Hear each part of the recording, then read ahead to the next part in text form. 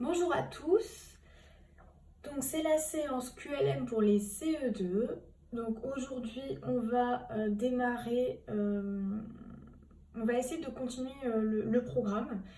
Donc on a travaillé sur la préhistoire, donc qui signifie avant l'histoire. On a travaillé sur la préhistoire en classe avant qu'il y ait le confinement. Et puis, donc je vous ai donné là quelques activités pour réviser un petit peu sur les éléments sur la préhistoire.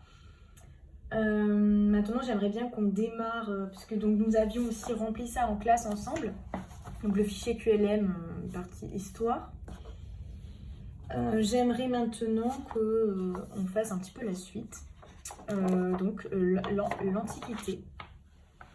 Donc l'Antiquité qui commence vers 3500 ans avant Jésus-Christ avec la mention de l'écriture. Donc je vous ai donné, il me semble, la semaine dernière déjà une activité sur l'écriture. De toute façon, on l'avait vu aussi en classe dans le fichier QLM. C'était page... attendez que je retrouve... Voilà. Ici, écrire et lire au fil du temps. Donc ça, on l'avait fait aussi. Donc c'est pour ça que je me permets de commencer la première séance sur l'Antiquité. Et puis de toute façon, ne vous inquiétez pas, même si je propose des activités nouvelles, on reverra tout en classe. On fera une semaine révision de tout ce que j'ai pu vous donner de nouveau, notamment je pense au futur, pour les CM1 c'est le passé simple, voilà, tout ce qui est nouveau, tout ce qu'on a démarré vraiment le premier jour du confinement. On reverra, donc pas d'inquiétude. Hein. Voilà, mais je commence quand même un petit peu à avancer puisque voilà, il faut quand même qu'on finisse le programme au mois de juin. Alors, donc, sur ce document, donc, on va un petit peu juste revoir ce qu'on a étudié. Enfin, on a étudié la préhistoire. Donc la préhistoire, donc, je vous ai dit que c'était un mot donc, qui signifiait avant l'histoire. Donc on va parler vraiment d'histoire à partir du moment où l'écriture a été inventée. Alors pourquoi est-ce à partir de cette invention que commence l'histoire? Parce que l'écriture permet de faciliter la vie quotidienne, de garder une trace des échanges. L'histoire utilise les traces écrites pour reconstituer ce qui s'est passé. Donc on a besoin de l'écriture. Pour la préhistoire, on utilise les outils, les fossiles pour savoir ce qui s'est passé. Et on ne peut pas être tout à fait sûr. Hein. Ce n'est pas de l'histoire mais de l'archéologie. C'est différent. Là, c'est vraiment grâce à l'écriture que nous connaissons la vie des hommes du passé.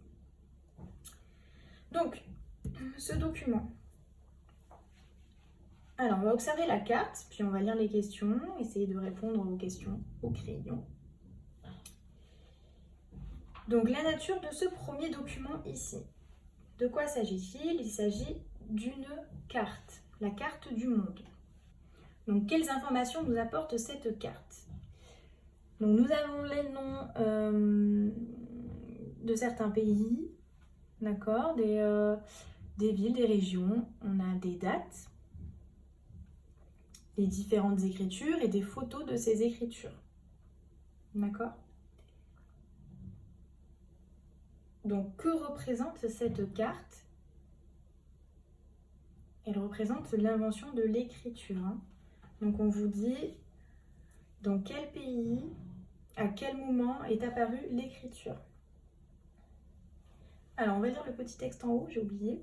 Donc, l'écriture a d'abord servi à conserver la trace des différentes richesses des hommes, puis on l'a utilisée en toute occasion. C'est grâce à l'écriture que nous connaissons la vie des hommes du passé. C'est le début de l'histoire. Alors, on vous demande où l'écriture est-elle apparue? Alors, comment peut-on faire pour savoir où l'écriture est apparue?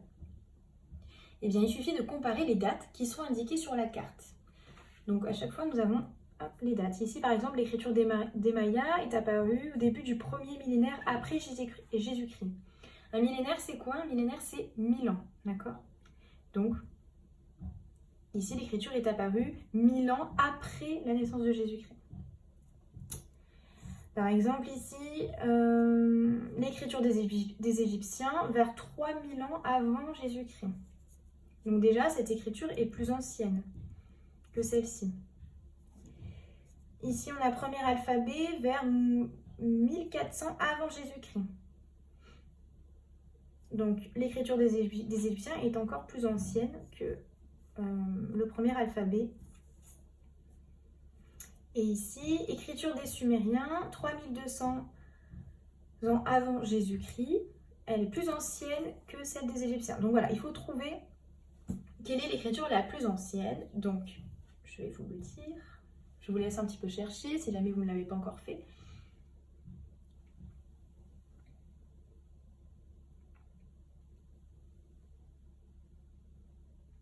Donc la réponse est 3200 ans avant Jésus-Christ dans la vallée de l'Euphrate. L'Euphrate, c'est un fleuve. Hein. D'accord? Donc c'est celle-ci.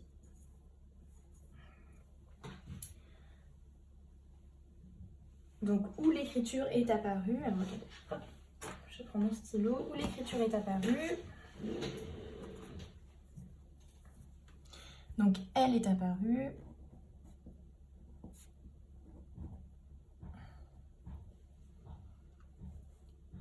dans la vallée de l'Euphrate.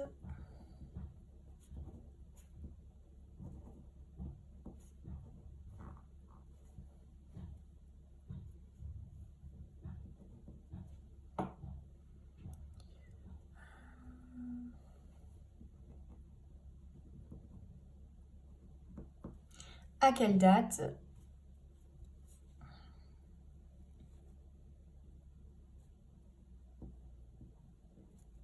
« 3200 avant Jésus-Christ. »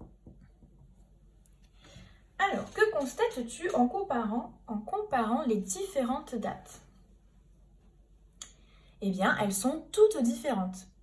Elles vont de 3200 ans avant Jésus-Christ au début du premier millénaire après Jésus-Christ. D'accord? Donc, que constates-tu en comparant les différentes dates? Je constate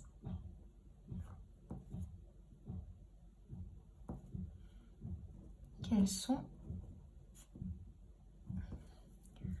toutes différentes.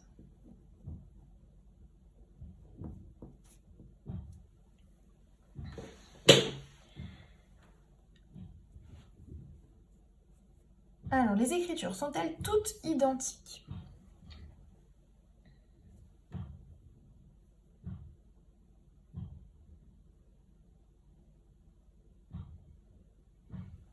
Non, elles ne sont pas toutes identiques. Donc, les écritures ne sont pas toutes identiques.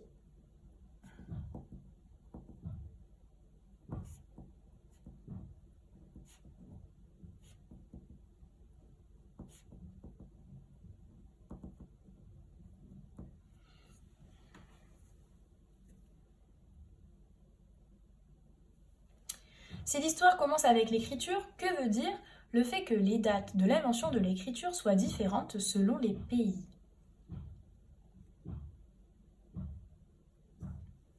Alors, je vous laisse un petit peu réfléchir. Donc, nous avons dit au début de la leçon que l'histoire commence avec l'écriture. Si les dates sont différentes selon les endroits, cela veut dire que l'histoire n'a pas commencé partout en même temps. D'accord? Donc, cela veut dire que l'histoire avec un H majuscule, n'a pas commencé partout en même temps.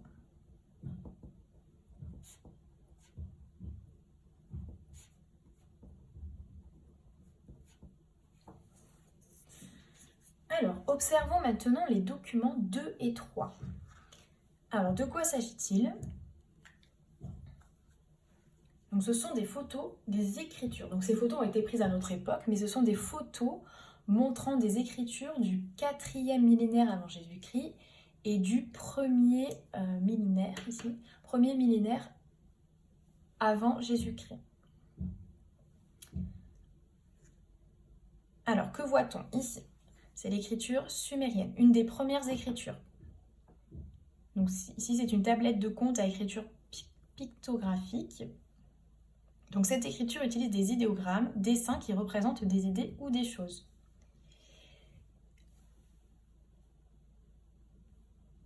Donc l'écriture sumérienne correspond aux premières traces d'écriture retrouvées. Donc ce sont des dessins qui représentent des idées ou des choses. On appelle ça des idéogrammes.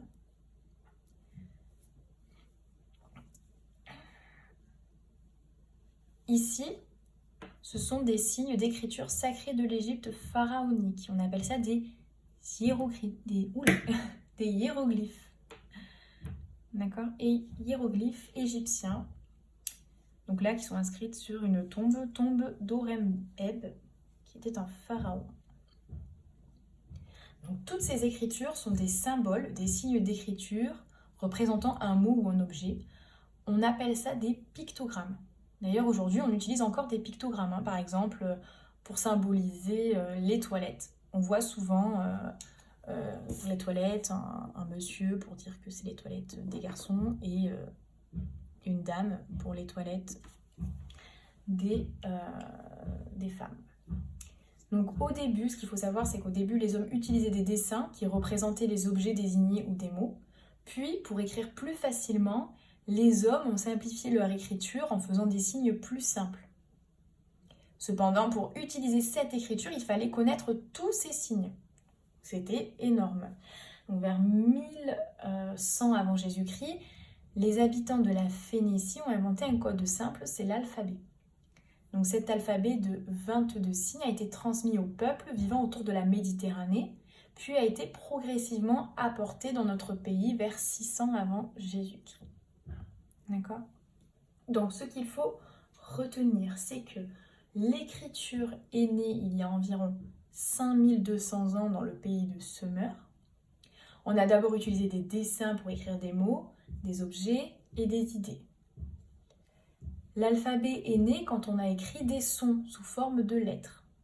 Donc notre alphabet, qui est latin, notre alphabet latin, provient de l'alphabet phénicien transformé au cours des siècles. D'accord? Voilà. Donc c'est tout pour aujourd'hui. Je vous souhaite une bonne journée.